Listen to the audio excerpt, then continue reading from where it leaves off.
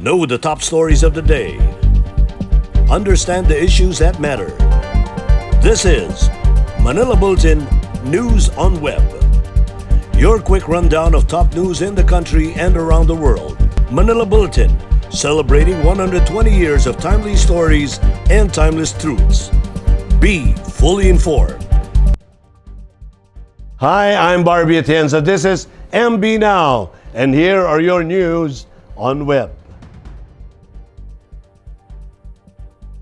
The Philippine Institute of Volcanology and Seismology, or Phivolcs, continued to detect high levels of sulfur dioxide from Taal, causing volcanic smog, or VOG, on the island and surrounding communities. In a bulletin issued today, July 2, Phivolcs observed high levels of volcanic sulfur dioxide emissions and steam-rich plumes that rose up to 3 kilometers from the Taal main crater in the past 24 hours. The sulfur dioxide emission averaged 13,287 tons per day on Thursday, July 1st. Phivolcs said Taal Volcano has recorded its highest sulfur dioxide emission on June 28 at 14,326 tons. Taal also had 29 volcanic earthquakes, including one explosion-type earthquake, 22 low-frequency volcanic earthquakes, and 2 volcanic tremor events having durations of 3 minutes, and a low-level background tremor that has persisted since April 8,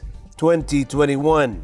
Phivolcs raised Taal Volcano status to Alert Level 3 on Thursday after a short phreato-magmatic eruption at the main crater occurred at around 3:16 p.m. This event generated a dark grayish plume that reached up to 1 kilometer high. It was followed by 4 short phreato-magmatic bursts that occurred at 6:26 p.m., 7:21, 7:41, and 8:20 p.m. that lasted no longer than 2 minutes each and produced short jetted plumes that rose 200 meters above the main crater lake. Phivolcs warned that magma extruding from the main crater could trigger an explosive eruption. The public is prohibited from entering the entire Taal Volcano Island, which is a permanent danger zone.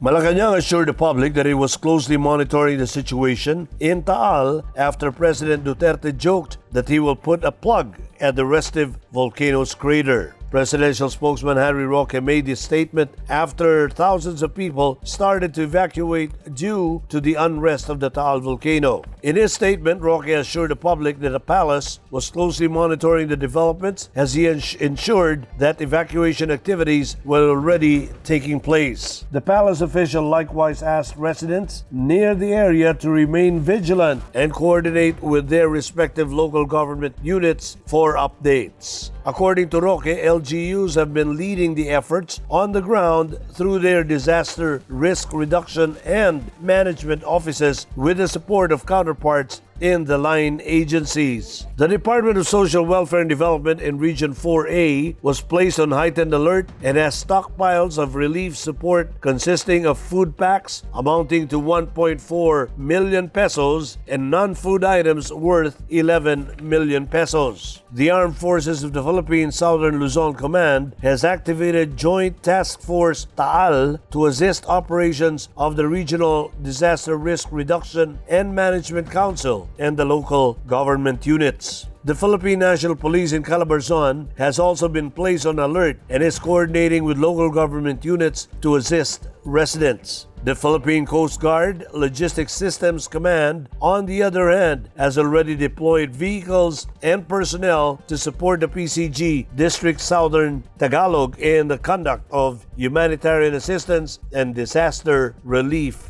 operations.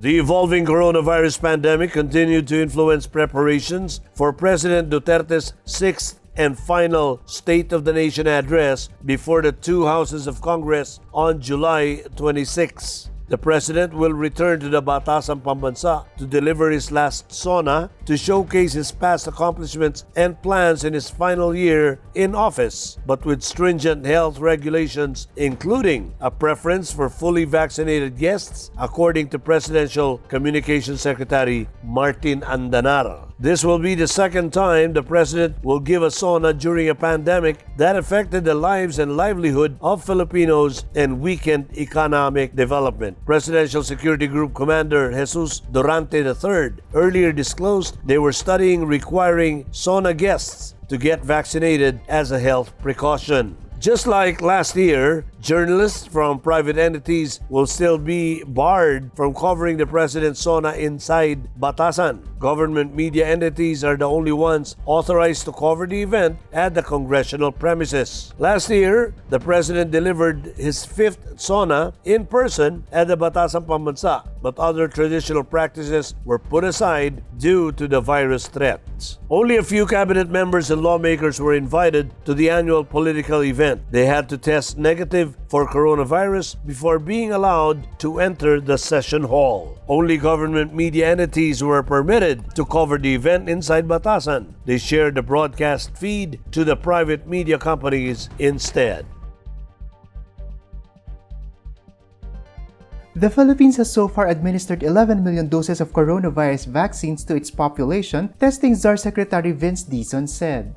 Dizon, who is also the Deputy Chief Implementer of the government's Task Force Against Coronavirus Disease, said 1 million doses were administered in the past 4 days. He added that the government is now capable of administering over 250,000 jabs per day on average, but this is only a little over 50% of the target 500,000 jabs daily.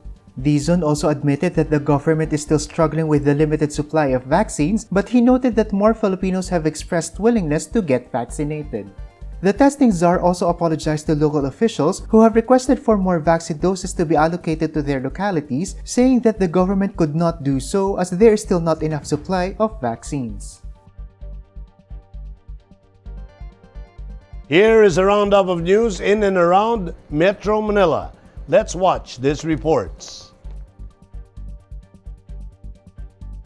San Juan City is now getting close to achieving herd immunity against COVID-19 after vaccinating over 70,000 of its target population against the coronavirus disease, as announced on Thursday by Mayor Francis Zamora. The local chief added that the city now only needs to vaccinate 11,413 more individuals, or around 13% of the target population. The city government intends to give the eligible population their first dose in the middle of July and have everyone fully vaccinated by August. The Taguig City Government will start today, July 2, the vaccination of people belonging to the A5 priority group or the indigent population. Using its vaccination bus, it is targeting to vaccinate 1,085 people to Bagong Lipunan condominium tenement in Barangay Western Bikutan. The Taguig government resumed vaccinating people on June 30 after suspending it on June 28 due to absence of certificate of analysis from the manufacturer Sinovac Life Sciences. Yesterday, the city received 6,000 doses of Moderna vaccine manufactured by Moderna Biotech from the national government and said it will be used to inoculate senior citizens and outbound OFWs. Another house from senior citizens at Manila Boys Town was turned over to the City Government of Manila yesterday, July 1. The facility, called Seniors Home Number 2, was received by Manila Mayor Francisco Isko Moreno Dumagoso and Manila Department of Social Welfare Director Re Fogoso from the Rotary Club of Manila Bay. In his speech during the turnover ceremony, Dumagoso said the seniors' home would serve as a center of love and care. 3 more facilities will be built at Manila Boys Town under the Rotary Club of Manila Bay. Now, let's take a look at the latest news in other parts of the country. And here are the details. As Ormoc City confirms its first African swine fever or ASF cases, Mayor Richard Gomez said that they will implement a 2-week work holiday to prevent the disease from spreading. A total of 136 swine from Barangay Salvacion and another 145 from Barangay Bantigue were called from a 500-meter radius from the ground zero or where the disease was first logged. Mayor Gomez has also signed Executive Order No. 184 Series of 2021, an order reconstituting the African Swine Fever Task Force, where it is mandated to immediately implement policies, actions, and provide coordination among implementing local offices and national agencies to act on all matters relating to the ASF. A fifth vaccination site in Cagayan de Oro City will begin operation soon as the local government partners with the shopping mall to speed up the drive for population protection.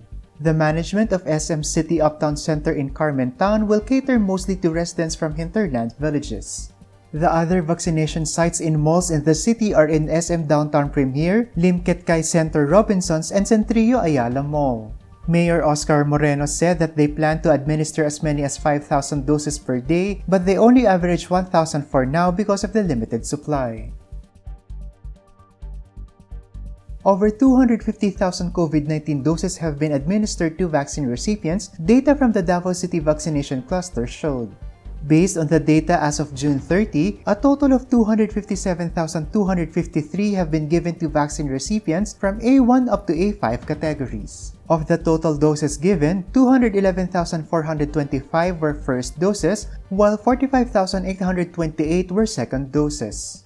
Among those fully vaccinated include 26,924 healthcare workers from the priority A1 group, 11,917 senior citizens in the A2 group, 6,847 persons with comorbidities in the A3 group, and 140 residents in IP communities who are part of the A5 group.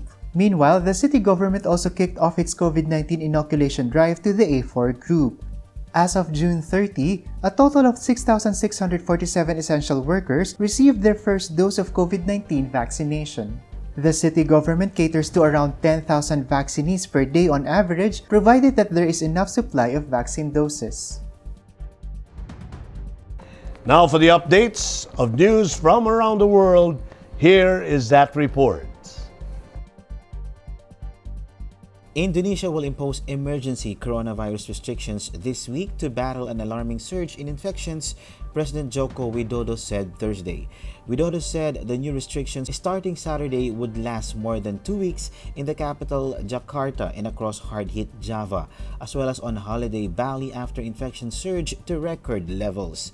New daily cases are topping 21,000 per day, and authorities have warned about the spread of highly infectious variants. Shopping malls and mosques across the country would also be shuttered in a bid to bring new daily cases below 10,000.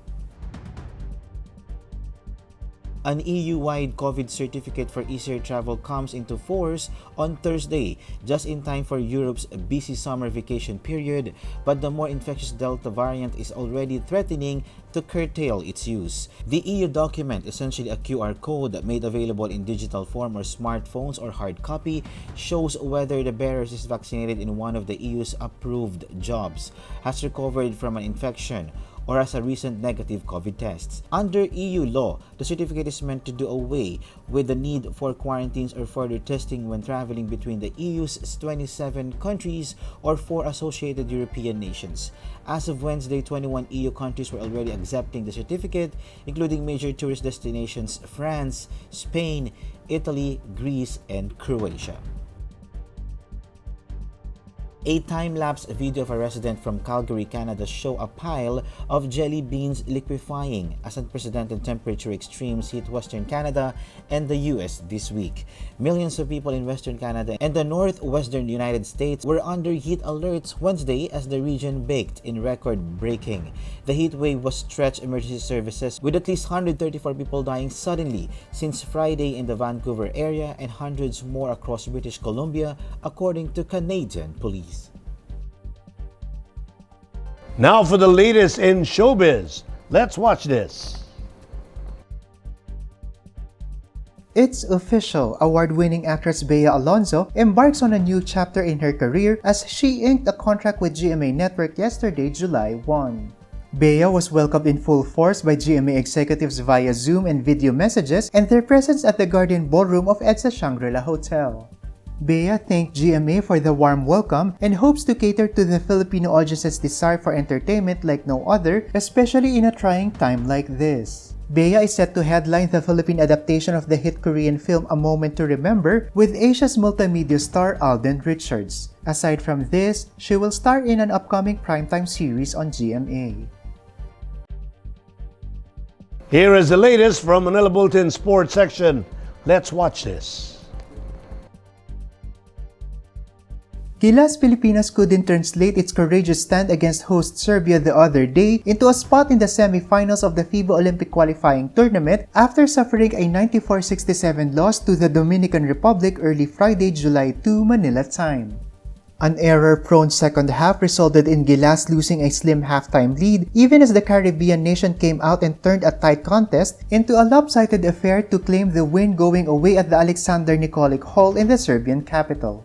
Gilas Pilipinas coach Taal Baldwin gave no excuses with the way his teams campaigned. Baldwin said that there's not much to say other than they were outplayed, outcoached, and outgunned. The loss served as a reality check of sorts for Gilas, which received plaudits for the past few weeks for the way it performed in sweeping the FIBA Asia Cup qualifiers and pushing host Serbia to the limits in its opening assignment. And those are the news on Web today, July 2, 2021. For more news and details, get your copy of the Manila Bulletin newspaper tomorrow, or you can log on to www.mb.com.ph. You may also subscribe to our newsletter through the link on this video's caption to have the day's latest news delivered to your inbox.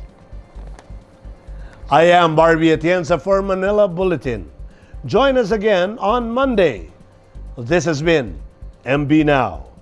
Be fully informed.